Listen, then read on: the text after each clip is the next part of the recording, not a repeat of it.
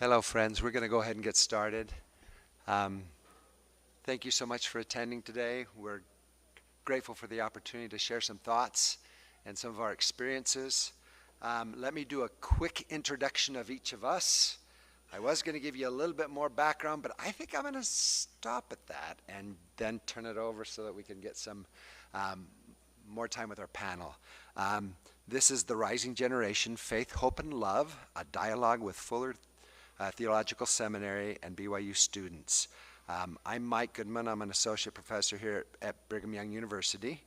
Kuttar Callaway is a professor at Fuller Theological Seminary. Marian Edmonds-Allen is the executive director of Parity. Parity is a faith-based organization headquartered in New York that heals LGBTQ and the faith divide. We've got 4 panelists up here.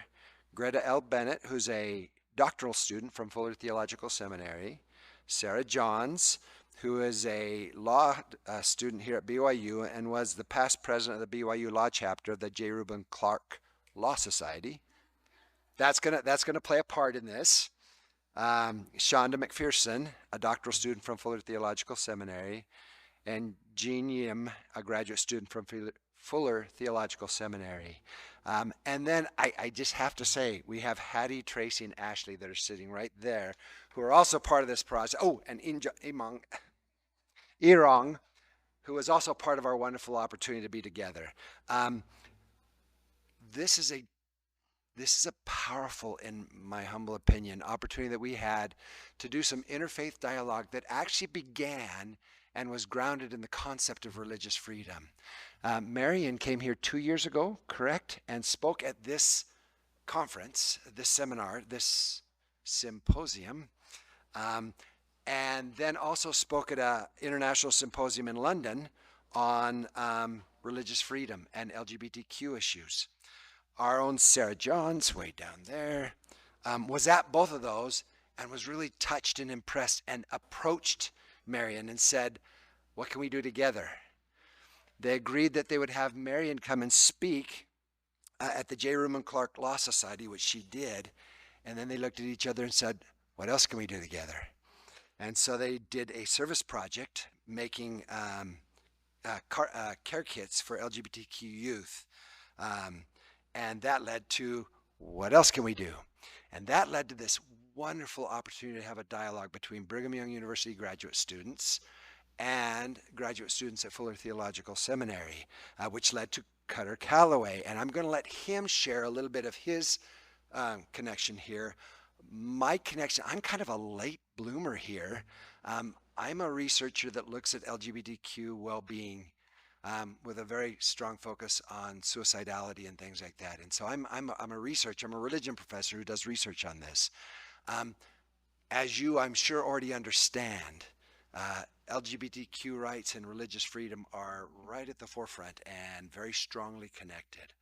And the prevailing narrative is that the two ne'er shall meet, and that it actually is an impossibility, and that religion is in some way toxic to LGBTQ people, and LGBTQ people are somehow a threat to religious people, especially conservative religious organizations. I'm simply going to say this. I was asked to give a review of some of my research. We don't have time. But let me simply say this. The narrative is pure nonsense. LGBTQ people, I've never had such a hard time saying that in my life, are largely religious. And the science shows that they actually do far better when they are connected to a religion than when they're not. That doesn't mean they have to be. It doesn't mean that religion is the cause of it. I would simply say this. The narrative that they're poisoned together is false.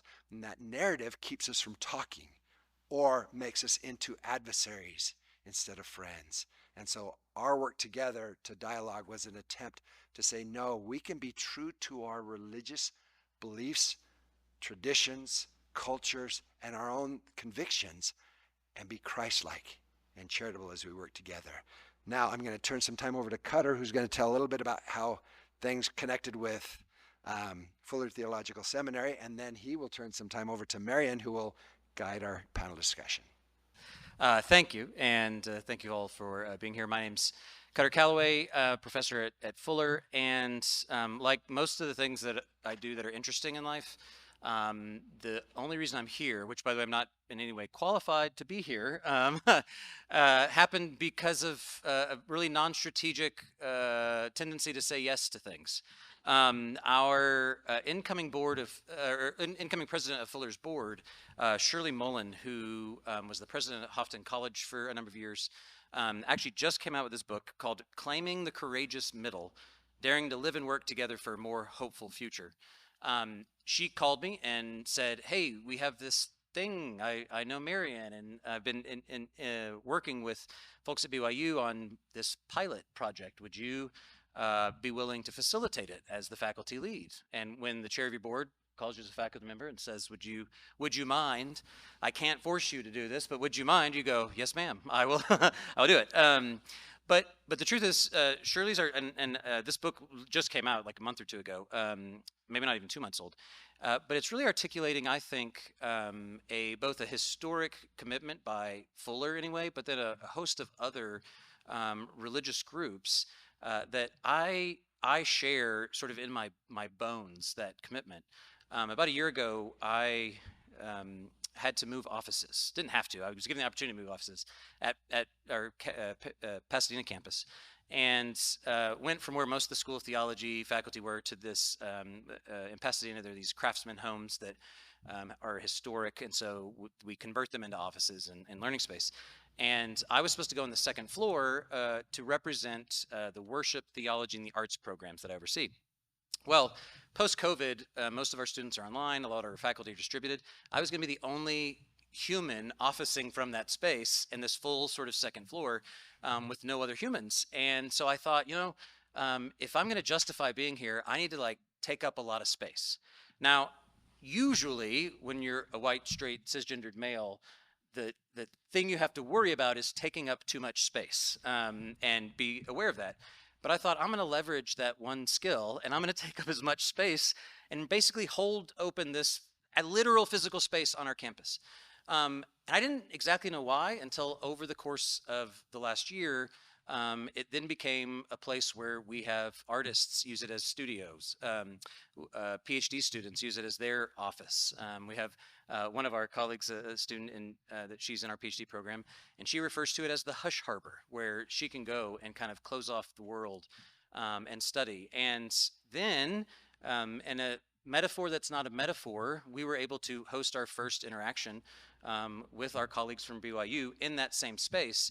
And it kind of dawned on me that in many ways, the reason that Fuller's involved, the reason that I'm involved, I don't want to speak for our students, you'll hear from them, is because there is something. We heard the presentation, the sobering presentation this morning on statistics of the evaporating middle.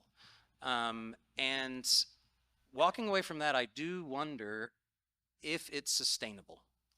And the answer may be no.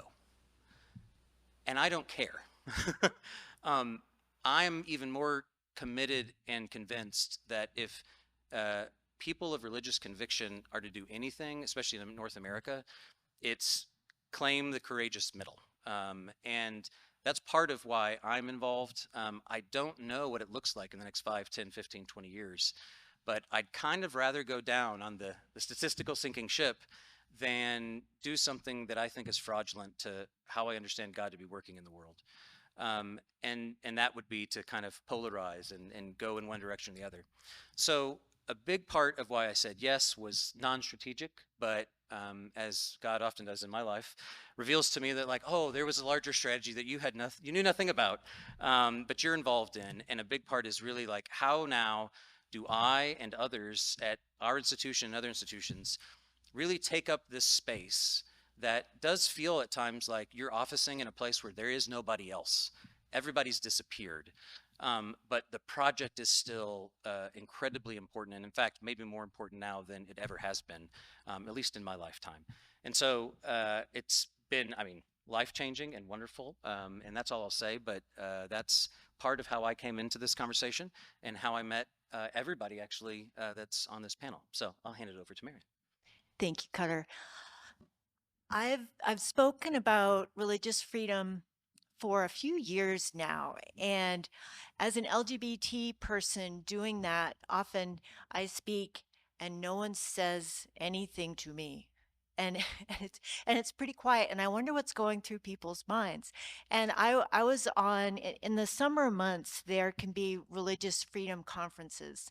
And a few years ago, I spoke at one here and then went to London and spoke at one. It was a Notre Dame one. And each time I saw Sarah Johns, and Sarah would smile, and Sarah was always busy and quiet. And I'm in kind of my own quiet bubble. And then one day Sarah came over to me and said, you know, I heard part of what you said. I was busy. But I wonder if you could explain to me what you mean that religious freedom is a way to bring together LGBT and faith. And I was so floored that someone asked me that question that I think I said something unintelligible to you, Sarah. But Sarah didn't give up on me. And Sarah became someone who reached out to me and said, would you come and speak? And this is similar to an experience I had several years ago when I was working on LGBT youth homelessness and not getting anywhere until a faithful Latter-day Saint, Laura Warburton, came up to me and said, Marian, I care too. How can I help? My experience with Sarah has been so similar to that because Sarah said, what can we do? What can we do? And because of Sarah, you may have heard me say, because of Laura, things changed in the world of LGBT homeless youth. Because of Sarah, here we are. And our group keeps saying, this is the start of something really amazing. God is doing something here. And I believe that that's true. And as we kick off the panel, I would like to first ask Sarah, what was going through your mind that you had the courage to speak to me and the courage to keep coming back and to say, what can we do next? What can we do? I'd love to hear from you. Thank you. That is far kinder than I feel I deserve. Every time I heard Marian speak, I am a Latter-day Saint, and so I navigate life chasing the Spirit and doing what I feel inspired to do is right. And every time I heard Marian speak, I felt the Spirit. And for me, I'm a straight religious girl. Like, what do I have to contribute to this conversation? But then I felt, you hear that quote about grabbing onto the coattails of those that are greater than you, and that's how you'll be successful. And I saw these rainbow coattails, and I wanted to hold tight to them because I could feel that there was something really important there. And there are individuals in my life that I care deeply about that have been blessed by religion and the bridging of divides. And it was just this.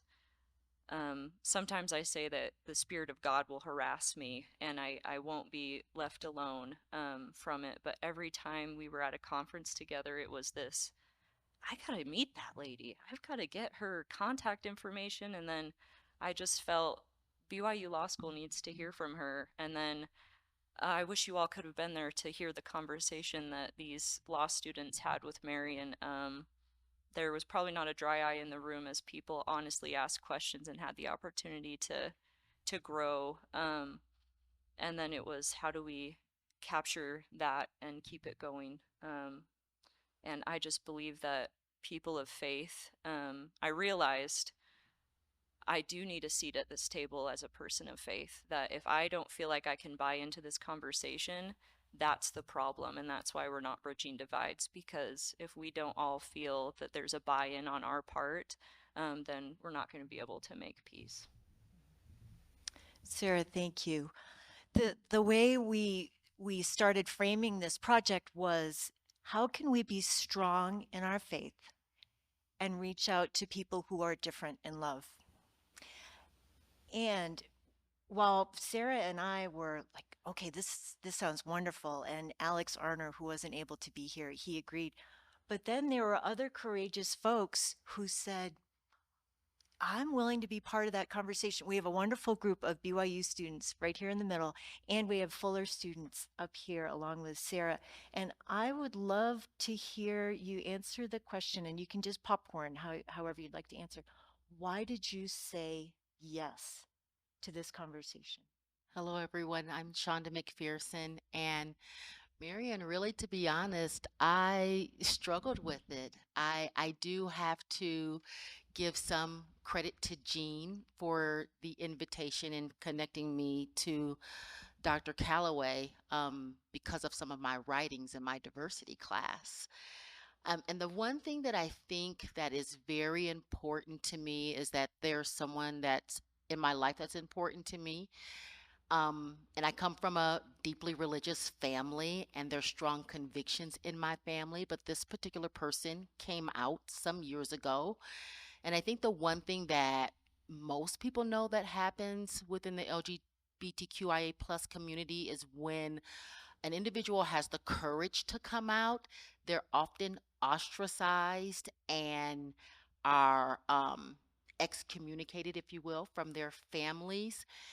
And just for me as a devout cross follower, that did not feel like what I needed to do. And interestingly enough, none of our family did. And that person is embraced because we love that person. So for me, this is more about how to bridge gaps and have conversations with people who may not necessarily believe how I believe, yet at the same time, how can we build a relationship and still have love for each other and show the compassion of Christ and not feel that because someone doesn't see their faith like I see my faith, that we cannot commune together. And even just being in your presence and having conversations with you, like I have learned so much. Like, so when Marian came to Pasadena and our BYU friends sitting in the middle here, we had some great dialogue and great conversation. And I was like, Marian, that book you're talking about, send it to me. And although, so being a PhD psychology student, my schedule is very crazy and hectic.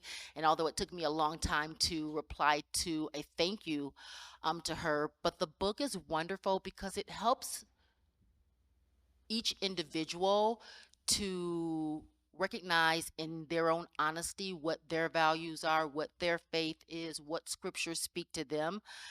And how can you settle in that and have your own convictions, but still be able to communicate with others that believe differently? And I think that that's important because when we make it to heaven, everybody is not going to look homogeneous.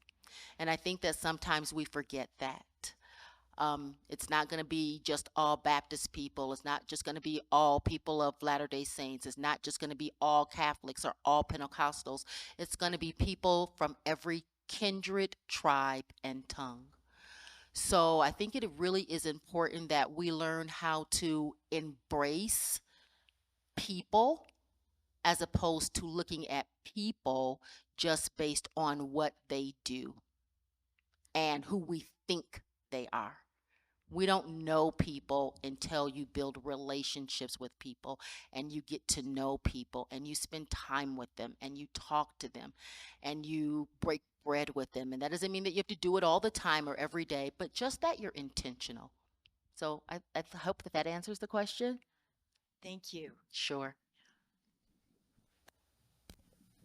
I received an email from Kuttar, and it was timely because this is something that I had been wrestling with over the years.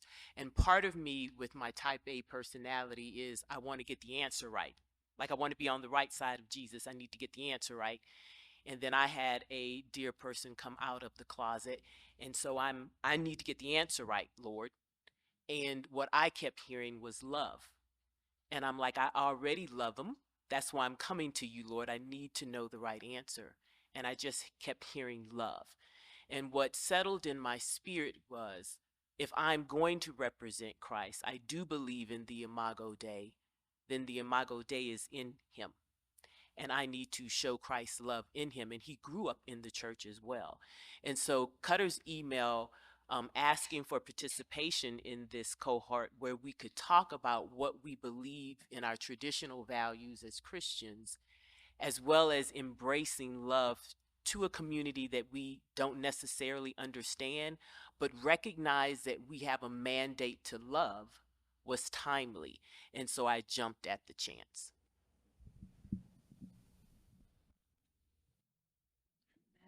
Okay.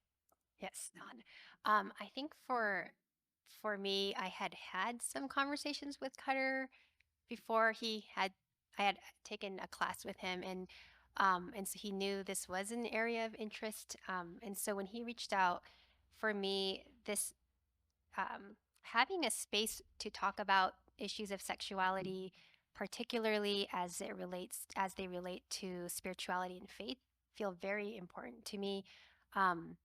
I think for a couple of reasons. One is I feel like legitimately, from more of an evangelical tradition, so I'm speaking from that perspective, that there really has been a lot of harm done to LGBTQIA identifying persons within the church, and even a silence or not acknowledging, I think is harmful. And on the other hand, I also think, well, both Shonda and I are in a clinical psychology program, and I think at least as I've been going through this training program, I think the discipline leans more towards a perspective of needing to offer therapy that is affirming, to actually have a perspective where that would cause me to change actually my theological distinctives in order to support and care well for clients, which I feel like neither of those feel like they resonate or are rational perspectives for me. And so for me, I felt like that kind of middle space of really being able to kind of what everyone's been sharing is to really see the humanity in another person and come alongside and not feel like I need to also shift what my theological leanings are. And I actually think just being in this conference, it's been really eye-opening, and the speakers have been so wonderful, and just thinking through the concept of religious freedom implies that there are going to be differences that's inherent in religious freedom. In order for there to be religious freedom, there has to be difference. And so I think just really wanting to value the idea of loving well when there is difference, and almost that having difference allows for one to love really well, because you're not trying to make the other person like you or vice versa.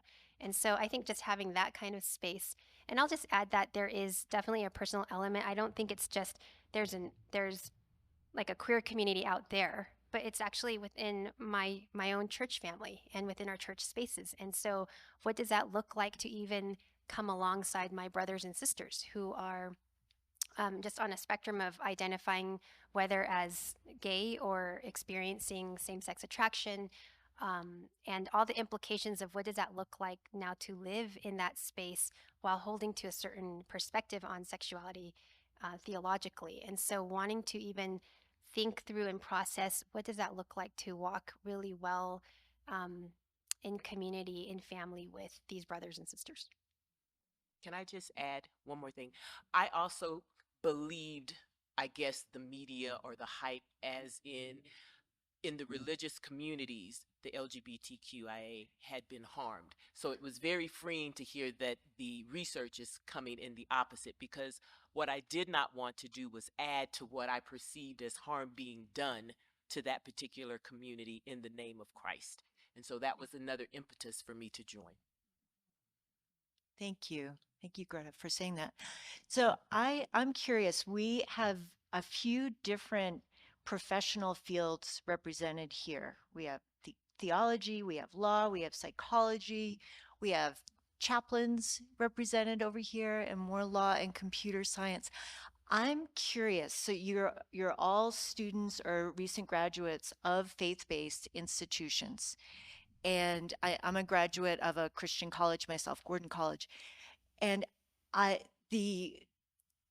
the underpinnings of education at a faith-based institution are absolutely beautiful and empowering.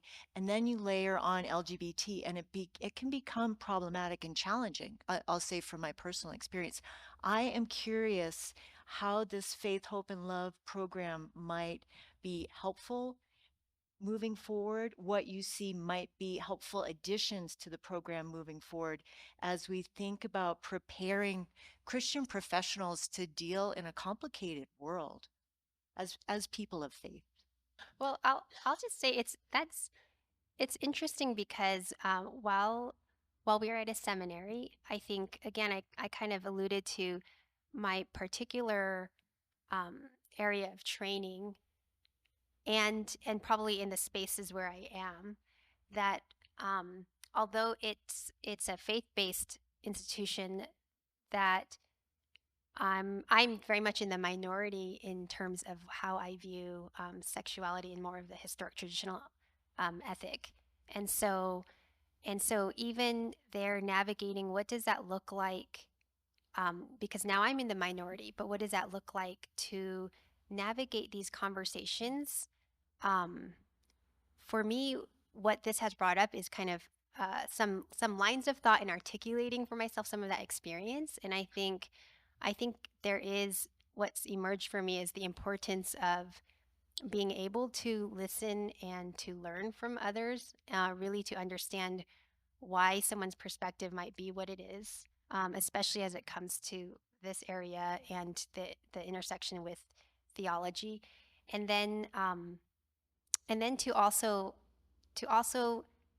again just that idea, that concept of difference does not mean I can't love well. And I really appreciated I think it was Kevin, it was one of the speakers in another session who used the example of how he has 3 kids and he disagrees on so many things with them. They're adult children, and yet he would jump in front of a car to die on their behalf, right? And so this kind of cultural idea of somehow, unless we are in full agreement, you can't love me well. I think there's something that I want to push back on that, and also that kind of both and also learn to have the humility to listen well to what is going on for the other person in terms of why are they thinking the way they do? Why did their theological development land somewhere else? And so that both and. Marian, I don't know that I'm going to be able to fully answer your question, because just as I was sitting here before we started, I was thinking more about community, not just my educational context in this time in my life. I was thinking about, okay, when this is all over, meaning when school is over and I'm back in my professional life as I was before I came to Fuller, is how am I going to model, or what do I want to model for my fellow brothers and sisters in Christ who have traditional theological values and treat people from the LGBTQIA plus community as pariahs? And how can I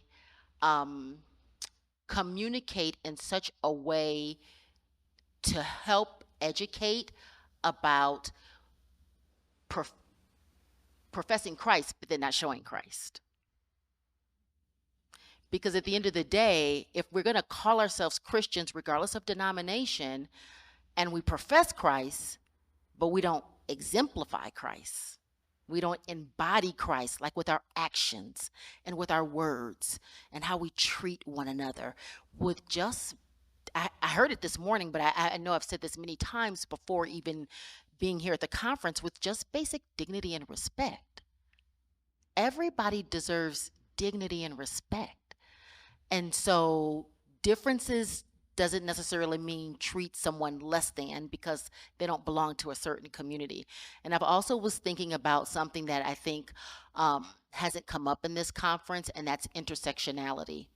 Because intersectionality is going to be your person who belongs to the LGBT plus LGBTQIA plus community who is a person of color, who may be marginalized in other ways, like a woman, or someone that may be Hispanic and male, but maybe in the trans spectrum also. So ultimately, in the end of the day, there's multiple layers, and how can we exemplify that beyond our educational context?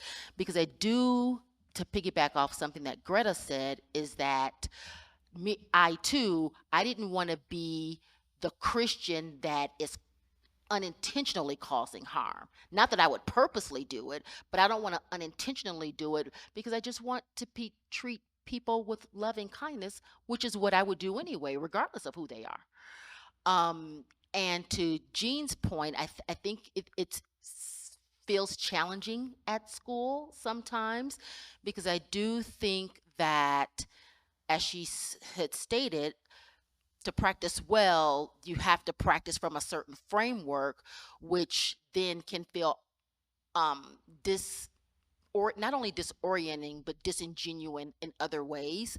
So I think it's important that we're always our authentic self, and that you can walk along with someone in their journey and still hold true to what you believe. But then our profession also teaches us that when it's something that you feel like you can't do, then it's important to just transfer that person, because the idea in therapy is that you don't absolutely under no circumstance cause harm.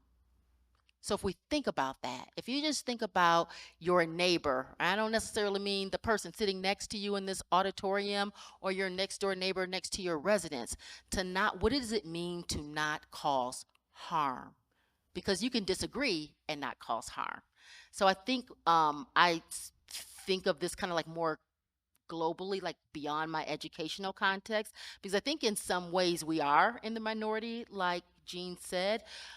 But ultimately, at the end of the day, how can I hold true to my own convictions and still embrace people, because everybody is made in God's image, and I don't have the right. Let me say that. I might have the privilege, but I don't have the right.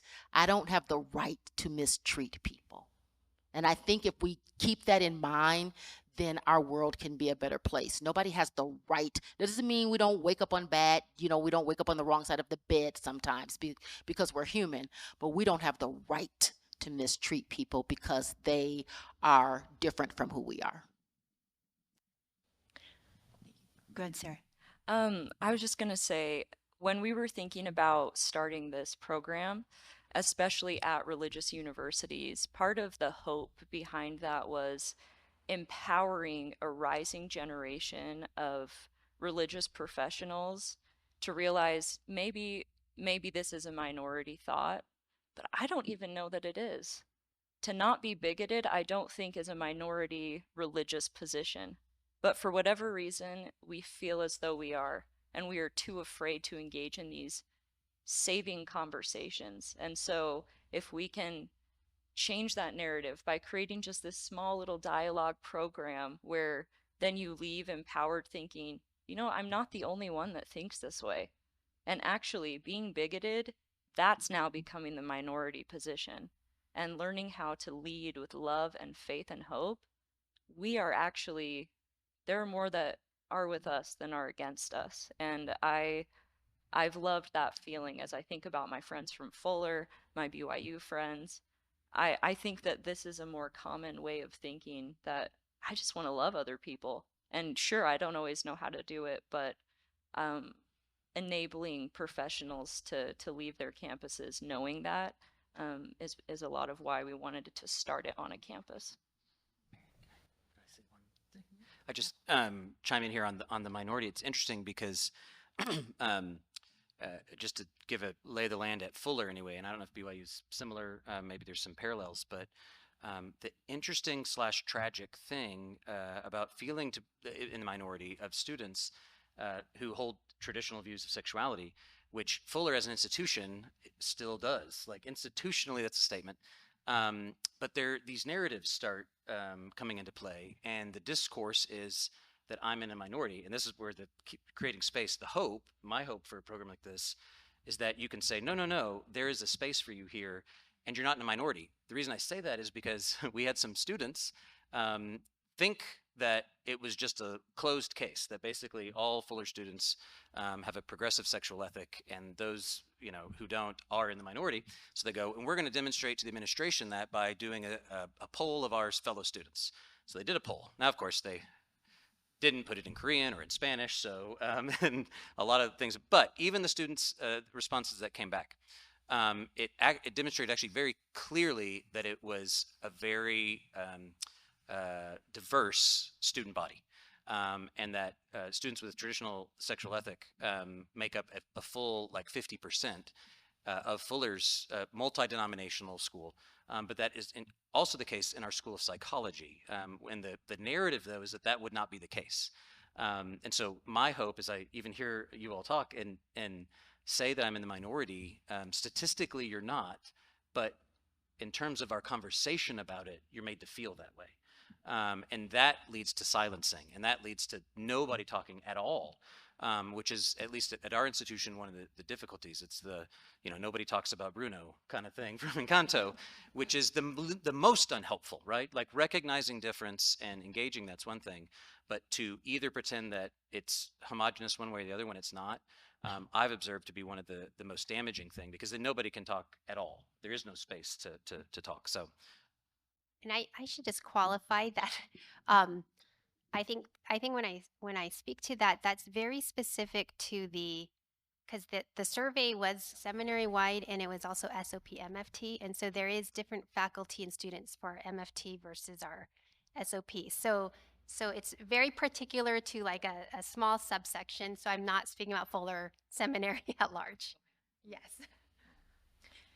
Thank you both. And that's such an important point, and something that Sarah said right from the very beginning is how can someone hold a traditional theology and be loving towards people who are different?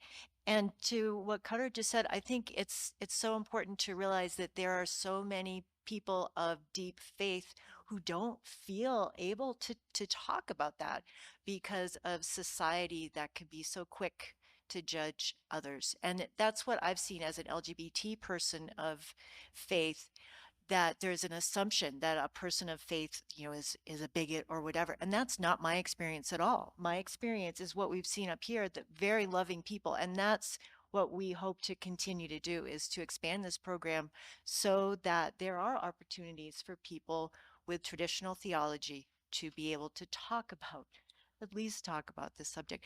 As we wrap up, because I know we have a shorter time, another dynamic of this project is the evangelical Latter-day Saint dynamic, which has been absolutely wonderful from my perspective.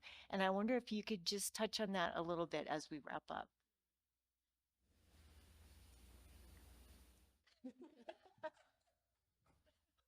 I've been told I'm the token, which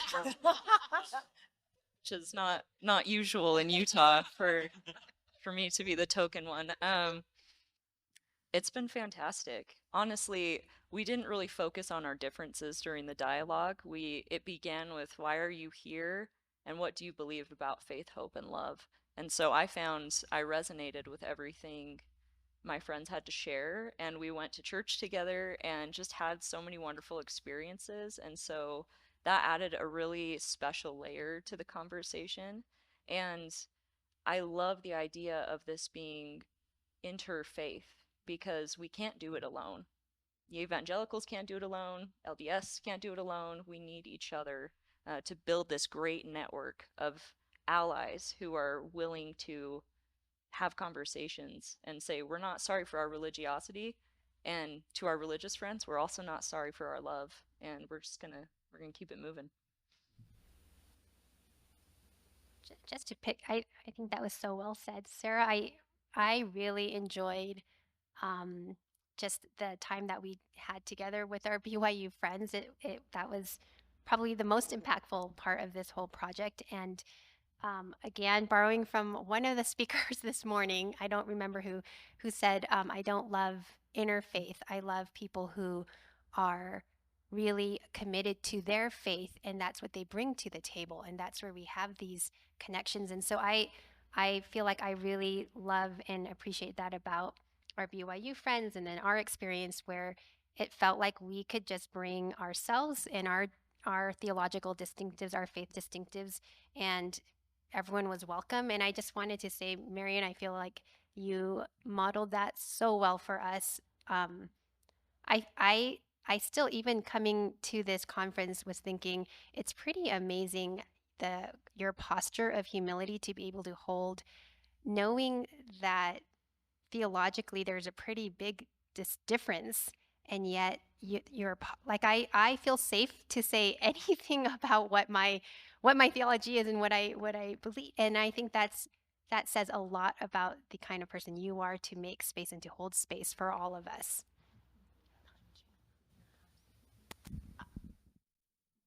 Just to add to what Sarah and Jean has said, while we came together for a specific purpose, as we have come together, for me, I have just forgotten all about the conversation and the differences. Because the camaraderie that we built has been just so wonderful. It's just been probably the most meaningful aspect of our time together. And so in that, yeah, while we're having this conversation about religious freedom and about differences and how can we bridge gaps, it was like the differences, they're there, but it feels, I don't mean to minimize and say like they didn't exist, because they do exist, but just the kind of openness that I think exists amongst our cohort makes it so that we can talk about anything. And I think, Jean, you said that. So it's been a wonderful experience. And I just can't thank Marian and our BYU friends enough, because you all have just been absolutely fantastic. Just fantastic. So I might as well say something too. Just so help close it out. I admit, when I learned that we were going to be working with our Latter-day Saints friends, I don't know a whole lot about your faith. So I was like, whoop, what are we doing here? But that was another way of me, I guess, opening myself up to something that I didn't know, and to erase any type of bias that I may have had and come in with an open arm perspective, right? And I remember when I walked into the room, and it's always been just the three of us, Fuller students and Kuttar, and I swear it was like 20 of the BYU people in the room, right? But immediately I felt the warmth and the connection. So the differences that we may have theologically were not felt in the room. What was felt was our commonality of love of Christ. And I think if we continue to push that forward, then there isn't anything that we can't do interfaith, right? And I remember I was talking about this on the bus yesterday, because I kind of opened up with, I want the right answer. I'm a theologian. I want the right answer. I want to represent God well. And I just took a hermeneutics class that just shattered all of that, right? Because our Bible is a living word. That means it molds with us, like Paul talked about it being a two-edged sword, right? Sharper. It molds with us. We can go to it and we can glean from it. And each time we go to it, we can get a new revelation. So whereas there is some right answers, love, we don't have to be afraid when we disagree. We don't always have to agree, but is love at the bottom of everything that we're doing? Please join me in thanking our panelists, our wonderful faculty advisors, Mike McKay, who couldn't be here but is such a big part of this, and BYU friends in the center. Thank you all, and thank you for being here. And also, thank you, Marian. I know Jean said it, but seriously, I don't think any of this actually comes to pass without you. So not just who you are, it's a big part, but your actual ongoing persistence and action in it all. So we are all blessed to know you. So thank you very much. Thank you.